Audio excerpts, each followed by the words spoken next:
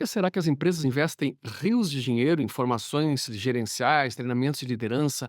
A cada ano, novos formatos, novas propostas, novos modelos e metodologias, e mesmo tendo gestores muito bem intencionados, eles acabam voltando para a empresa sem aprender a liderar.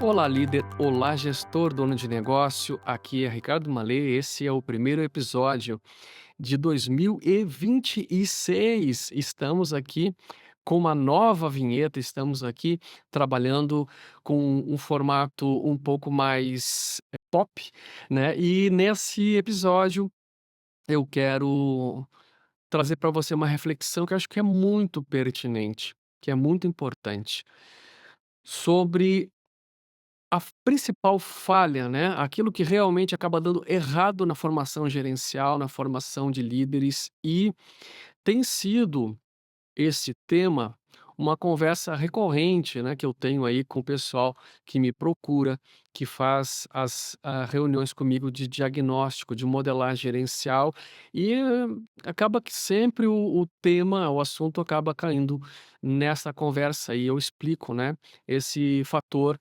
tão determinante na formação de um líder. E eu gosto de usar, né, de uma analogia aqui. Então eu explico o seguinte, eu quero explicar para você, eu quero explicar da mesma forma que eu explico aí para o pessoal que vem conversar comigo, que eu acho que essa analogia ela é eh, muito significativa, é muito clara. Imagine o seguinte, imagine que você comprou um rádio, né, um equipamento, um rádio, que promete, né, tocar aí uma programação que é justamente direcionada para o público que você quer encantar.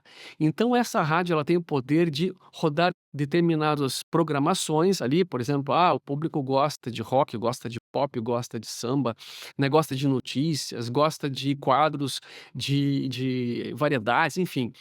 A rádio tem, você compra, né, esse equipamento que tem esta possibilidade de encantar as pessoas que você quer influenciar.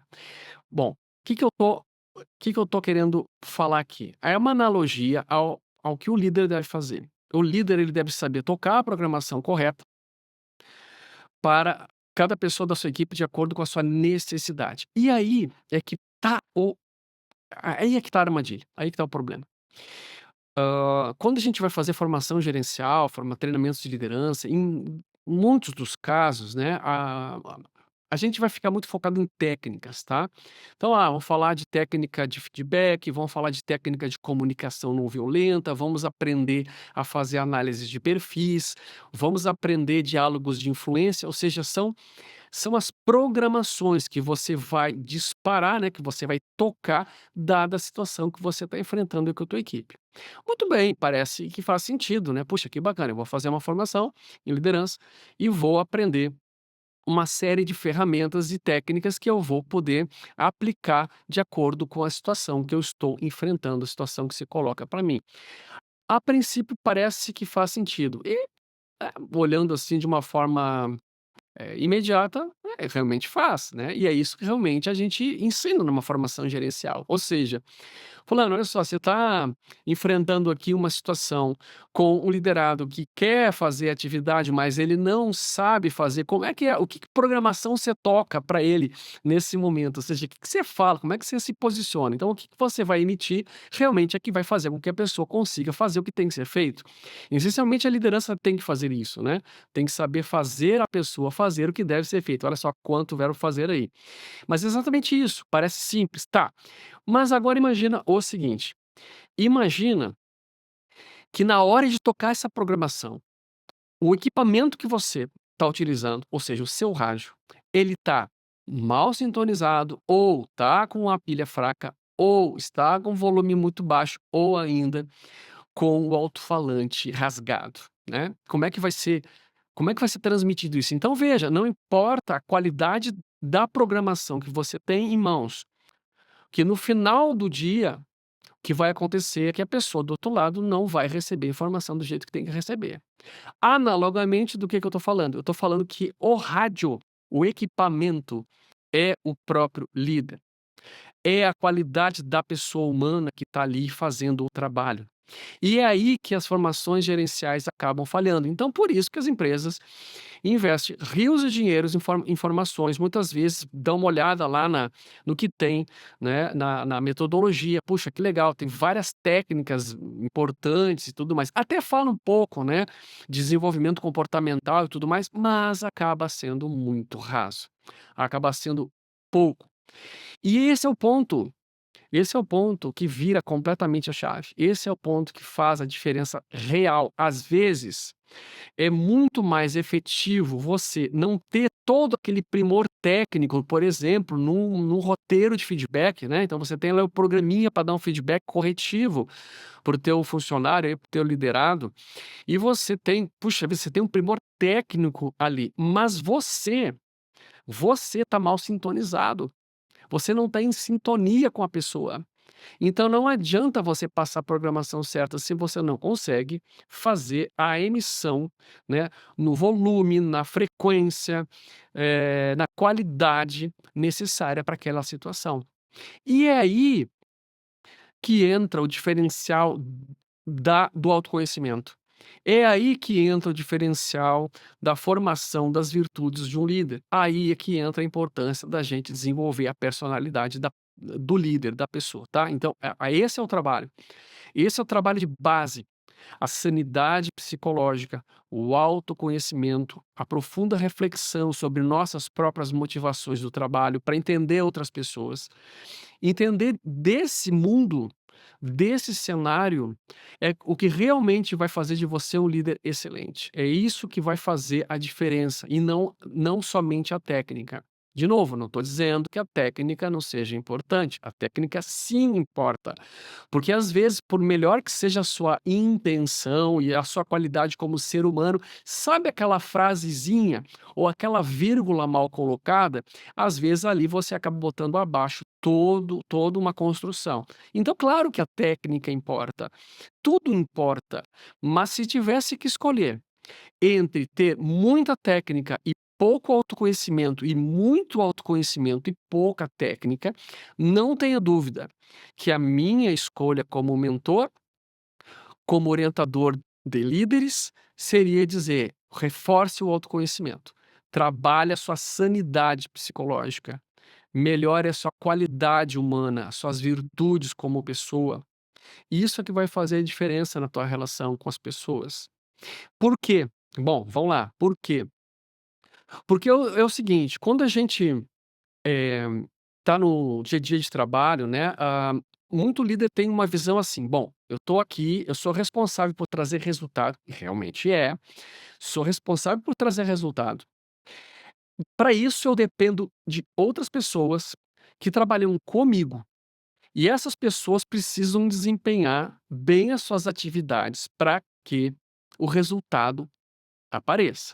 Toda essa lógica está completa, está perfeita. O que que a gente não está entendendo nesta lógica, nesse pensamento, nessa construção? O que a gente não está entendendo é que a pessoa lá do outro lado, ela não funciona apertando um botão. A gente queria que fosse assim, né? Puxa vida, poderia ser tão fácil. Bastaria eu apertar um botão e o outro responde com engajamento, com desempenho, com resultado. Só que o problema é que a primeira o primeiro ponto desse nexo causal que eu acabei de falar, né, que foi engajamento, desempenho, resultado, o primeiro ponto chamado engajamento, ele não acontece com um estímulo direto do líder. Ou seja, não é assim: "Ó, eu vou dizer uma frase e vai acontecer. Eu vou, eh, dar um aumento de salário e vai acontecer. Eu vou criar uma técnica motivacional que eu aprendi num curso e vai acontecer o engajamento". Aí que tá, não é assim. O engajamento, e eu digo sempre e sempre repito, o engajamento é uma escolha do indivíduo, é uma escolha íntima. E a pessoa tem como se fosse um botãozinho que ela mesma tem que apertar, ninguém consegue apertar, ninguém tem acesso, tá lá no coração dela esse botão, liga e desliga, engaja e desengaja. Tá, mas então se o líder não tem esse poder de interferir de forma direta no botãozinho, e aí, para que serve? Bom, é porque, na verdade, a qualidade humana do líder e a qualidade daquilo que ele traz para a relação com o liderado faz com que a pessoa queira. Esse é o ponto. Faz com que a pessoa queira apertar esse botãozinho do engajamento. Então, olha que interessante, o dado, também sempre digo, sempre repito, o dado da Gallup, que é uma descoberta fantástica dos estudos deles, é que 70% da vontade da pessoa de se engajar ou não com o trabalho está relacionado diretamente com a qualidade da gestão que ele recebe. Olha que impacto, olha que força, né? Então veja, se você, como ser humano, tem um poder de 70% de impacto, né, na variação do engajamento do outro, e eu te digo o seguinte, tá, então esse impacto se dá por alguma frase mágica, por alguma técnica de persuasão misteriosa? Não. Na verdade, tudo isso que eu disse até pode funcionar por algum tempo, mas não funciona por todo o tempo, porque as pessoas são muito boas em reconhecer a falta de integridade. Elas são muito boas em reconhecer a falta de coerência da liderança. Elas são ótimas nisso. Nós não somos? Somos ótimos. Quando você vê uma pessoa que está querendo te engrupir, que está querendo te enganar, que está querendo se aproveitar de ti, você vê pelo tom, alguma coisa passa. É no tom de voz, é naquela vírgula, alguma coisa você percebe. Às vezes é o não verbal, é o olhar, é a respiração, você capta. O ser humano tem essa capacidade, a gente desenvolve isso desde criança, desde bebê a gente desenvolve isso, tá. Então veja, se as pessoas têm essa capacidade de perceber quando elas estão sendo manipuladas, tá, será que adianta a gente se fundamentar em ferramental, em técnica, em roteirinho, em script, em truquezinho? Não. Não adianta, não se sustenta.